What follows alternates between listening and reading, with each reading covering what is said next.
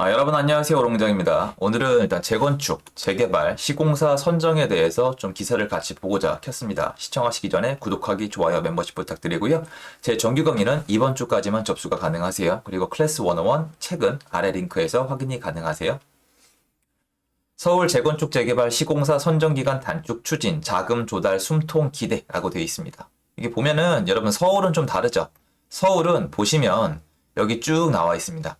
서울 재건축 재개발 조합의 시공사 선정 시기가 사업 시행 계획 인가 이후에서 조합 설립 인가 이후로 앞당겨질 가능성이 생겼다. 가능성이니까 지금 앞당겨진 건 아니에요. 그리고 이것만 보시고 뭔가 움직이시는 건 안 됩니다. 그리고 제가 이번 기사를 오픈한 이유는 아직 결정된 게 아니기 때문에 중요하진 않거든요. 그리고 이게 영향이 없진 않아요. 중요한 부분이기도 합니다. 조합 입장에서는 자금을 조금 더 원활하게 돌릴 수 있기 때문인데요. 엄연히 얘기하면은 지금 문제는 이게 아니거든요. 여기 보면은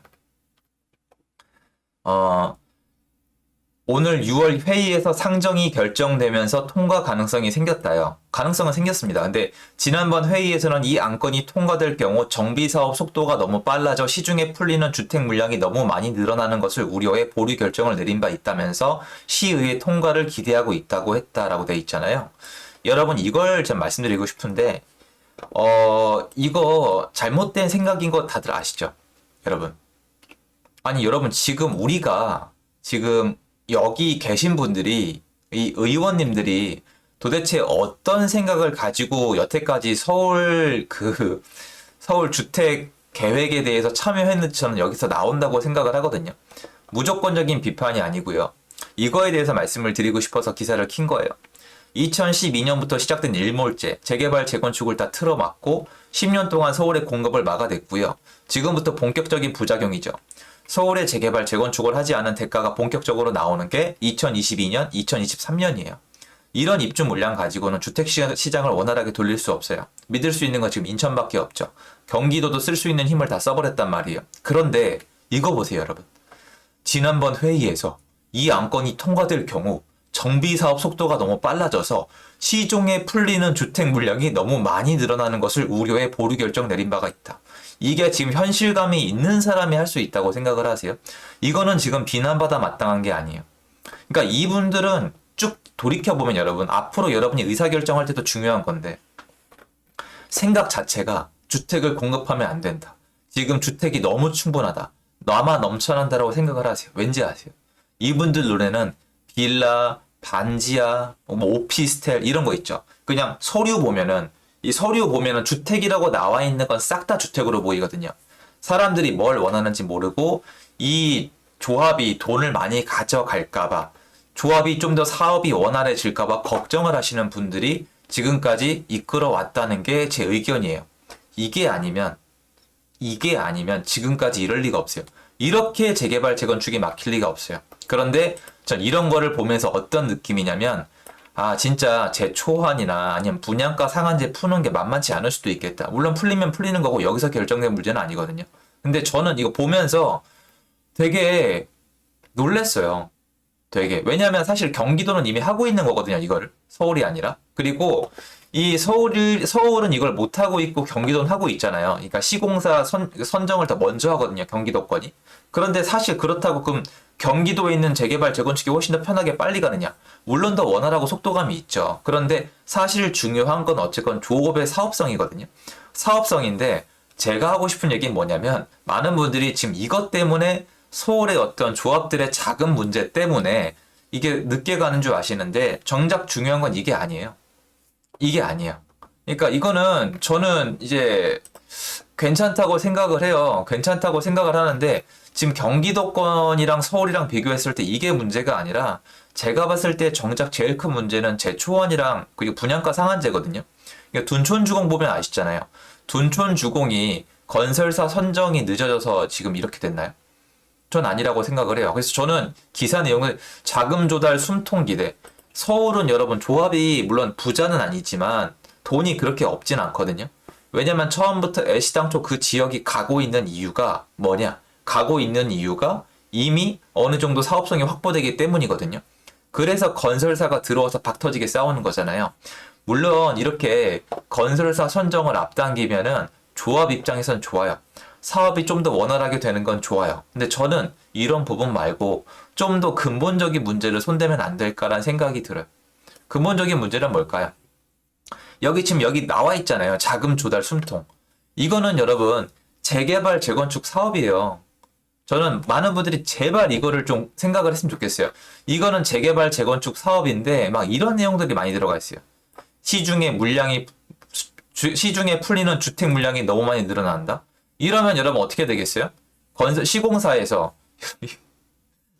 제가 오늘 하고 싶은 포인트들이 이런 것들이에요. 만약에 정비 사업이 있어요. 정비 사업이 있는데 시공사가 들어가면서 얘네 이대로 가면 얘네 분양할 시기에 준공을 때릴 시기에 우리 경쟁 물건이 너무 많아. 더 이상은 안 될 것 같아라면은 시공사가 입찰에 안 들어오죠. 그러니까 자유시장에 맡기면 되는 거예요. 자유시장에 맡기면은 야 인간적으로 지금 여기 시공사 선정하는 건 알겠는데 이런 식으로 지금 선정하는 데가 한두 군데가 아니다. 그러니까 난 여긴 안 들어갈래. 이렇게 해야지 사업성이 없는 곳에는 건설사가 참여를 안 하고 사업성이 있는 곳에 몰리고 하면서 좀 더 급한 곳들이 먼저 가요. 쏠림 현상이 일어나겠죠. 이게 나쁘게 보일 수도 있겠지만 갈 곳은 빨리 가고 안 갈 곳은 좀 느리게 가고 이래야 되거든요. 그러니까 애시당초 사업성이 안 나오면 중간에 지지부진해져요. 여러분 천하의 둔촌 주공도 지금 정상적으로 진행이 안 되고 입주 시기가 이제는 2024년도 상반기가 아니라 2024년도 하반기에도 어떻게 될지 모른다는 얘기가 나오고 있습니다. 그럼 제일 중요한 게 뭐예요? 맞죠? 이런 기사 나올 때마다 저 똑같이 말씀드리잖아요. 어렵게 생각하지 마시고 복잡한 재개발 재건축 단계 다단히 생각하지 마시고 이런 건 전문가분들이 할 일이고 이거는 재건축 재개발 사업이란 말이에요. 여러분 사업 왜 합니까? 사업. 조합이잖아요. 이게 자금 조달 숨통 이런 얘기는 사업이란 걸 인정하고 있는 거거든요. 이것도 들어보면 사업이란 걸 인정을 하면서도 이런 걸 들으면 사업이란 걸 인정을 안 하는 것 같아요. 주택이 너무 많이 공급되는 걸 걱정할 게 아니라 이 사업이 제대로 돌아가는지를 먼저 봐야 되는데 사업이 제대로 돌아가려면 어떻게 해야 돼요? 조합이 돈을 벌게 해줘야죠. 조합이랑 시공사가 돈을 벌게 해줘야 돼요. 제가 이런 얘기를 이제 와서 자유롭게 하는 것 자체가 전 좀 개탄스러워요, 진짜로. 여러분 그래서 앞으로 지켜보셔야 되는 게 이런 것들이 아니에요. 이런 거를 보면서 앞으로 재개발 재건축이 풀린다. 앞으로 좋아지겠구나. 이렇게 생각하지 마시고요.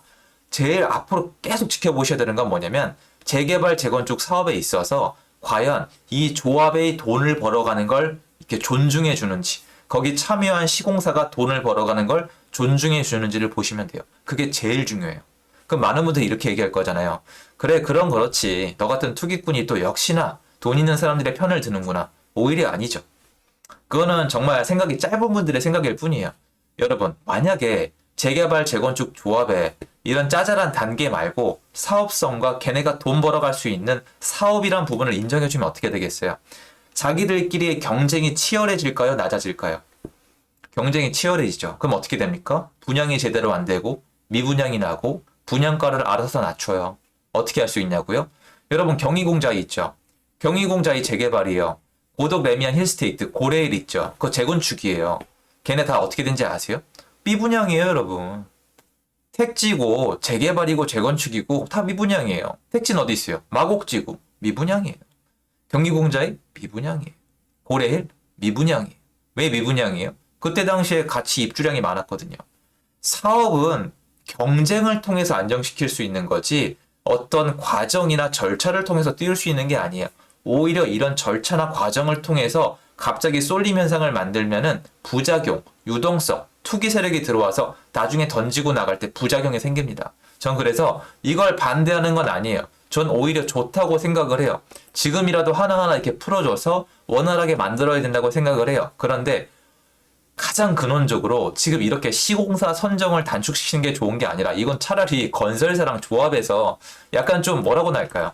좀 혜택이긴 하죠. 좋긴 좋지만 정말 원하는 부분을 정말 중요한 부분을 건들지 않고 임금 부분만 이렇게 만지는 느낌이에요. 제일 중요한 건 뭐예요? 복잡하게 얘기할 거 없이 제초안 조합원들이 돈 가져가는 거 인정해주고 그 땅에 선점하고 있었잖아요. 왜 여러분 이 생각하시잖아요. 나라 땅 아니냐. 나라 땅 때문에 너네가 돈을 버는 거 아니냐. 그러면 여러분이 한국 땅에 살고 있으면 여러분 몸이 한국 거예요.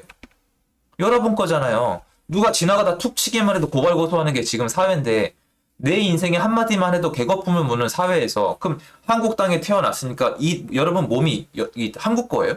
아니잖아요. 왜 자기한테는 도입이 안 돼요?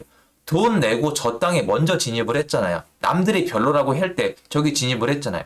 그러면 여러분 저기가 한국 땅이면 저기 아파트 값 떨어지면 한국에서 보상해 줄 겁니까?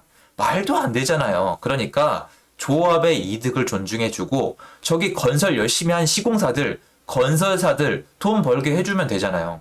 그러면 다 인정이 되고 서로 박터지게 싸우면서 좋은 아파트 올리면서 지네끼리 싸울 거예요.